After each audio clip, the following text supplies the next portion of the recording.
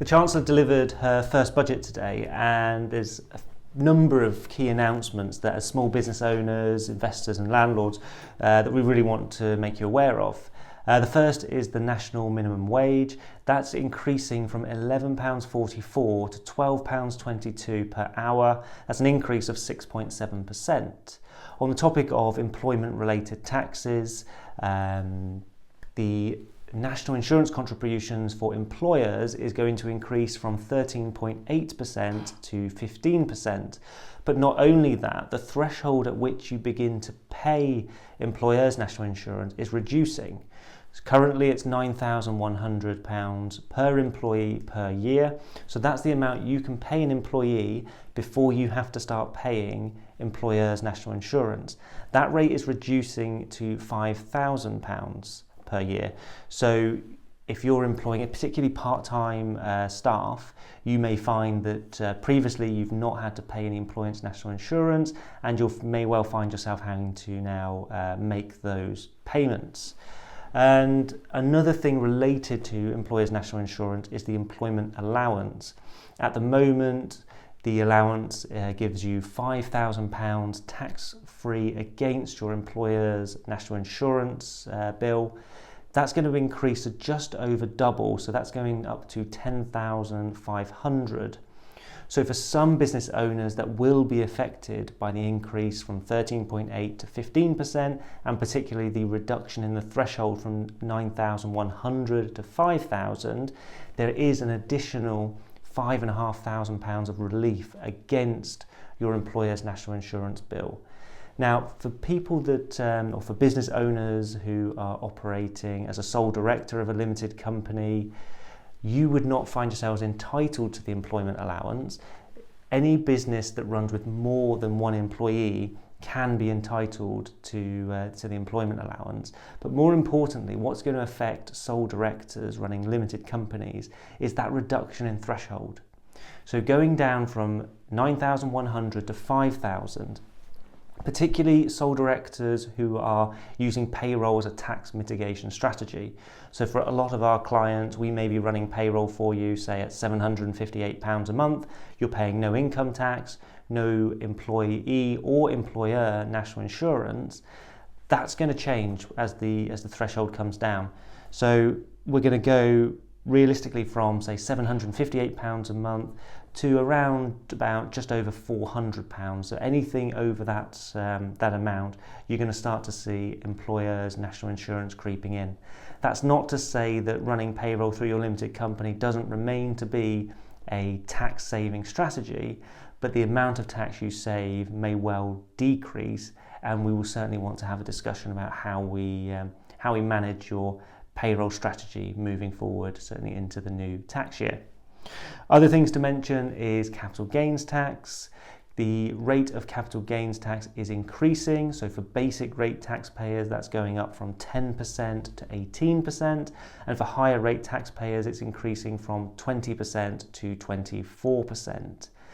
Now, those rates that are increasing are for assets other than residential property, because residential property rates are already at 18% for basic rate taxpayers and 24% for higher rate taxpayers. So the government are really bringing all of those other non-residential property assets up in line with the rates of tax that people pay for residential property gains. Other things related to capital gains is business asset disposal relief. So it was formerly known as entrepreneurs relief, and way back when it was a relatively generous tax break for entrepreneurs who were selling their business. So previously it was an allowance. If you were to sell your business up to £10 million, you could pay just 10% in capital gains tax. But under the previous government, and I believe it was when Rishi Sunak was Chancellor, he reduced that 10 million threshold right down to 1 million. Now, what Rachel Reeves has announced is that the £1 million threshold will remain the same, but the tax charge is going to go up. So it's going to go up from 10% to 14% in the next tax year, and then up again to 18%. So for any business owners considering selling their business, your potential tax liability could well increase to almost double within 2 years. Other things to highlight, something that actually came as quite a surprise, was inheritance tax. So the inheritance tax thresholds have actually been frozen until 2030. Typically, the majority of deceased estates don't actually pay any inheritance tax anyway. It can be as low as 3% of deceased estates actually pay any inheritance tax. So for the vast majority, it doesn't actually impact you, inheritance tax. But thankfully, there is no change on the horizon for that. Another point that will be important, particularly to landlords and property investors, is stamp duty land tax.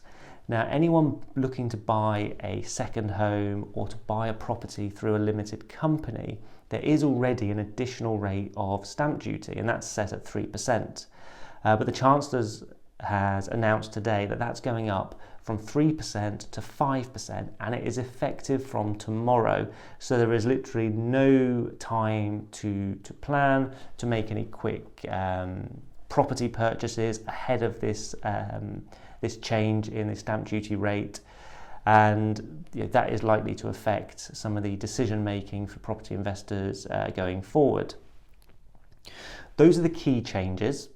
In terms of things that haven't changed, income tax has not changed. The personal allowance, so your tax-free allowance of $12,570, remains unchanged. VAT also remains unchanged, as does corporation tax. Just going back to VAT for a minute, the compulsory threshold at which you have to register for VAT has also not changed, which is a little disappointing. The previous government increased the threshold from 85,000 to 90,000, certainly a step in the right direction. But as costs increase, prices increase accordingly, more and more small business owners are finding themselves getting very, very close to that £90,000 mark and finding that they're now having to register for VAT and pass that charge on to their clients, which for small business owners in the B2C market can be a direct expense passed down to their customers, or an expense that they have to absorb, at least in part themselves, which reduces their profit margins. Those are really all the key tax changes, or the key things that have remained the same that as a small business owner, landlord and investor, we think you should be aware of. What we're going to be doing over the coming weeks is looking in much more detail at all of these changes and understanding how they're going to impact small business owners and what we can do to help you mitigate these taxes, maybe structure your business in a different way. If, based on the announcements that have been made today, there's anything that you're really concerned of or you feel that you would benefit from our help and support, get in touch. We'll be more than happy to help and to talk you through any changes that may have come into effect and discuss with you how we can help you structure your business in the most tax efficient way. Thanks.